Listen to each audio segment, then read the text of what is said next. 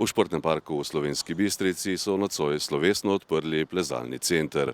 Pomembno pridobitev so obeležili s kulturnim programom in plezalnimi nastopi. Zdaj s tem centrom danes mi zaokrožujemo na nek način športni park.